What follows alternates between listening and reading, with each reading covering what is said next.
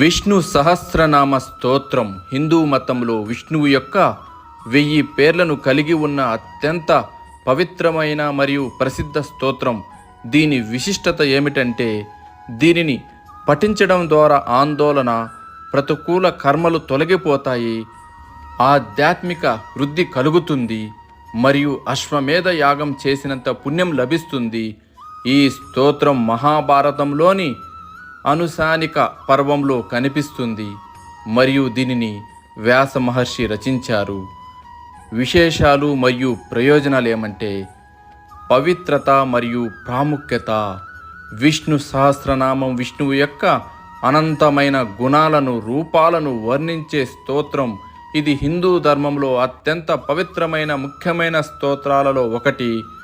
ఆధ్యాత్మిక వృద్ధి. ఈ స్తోత్రం పఠించడం వల్ల ఆత్మజ్ఞానం పెరుగుతుంది మరియు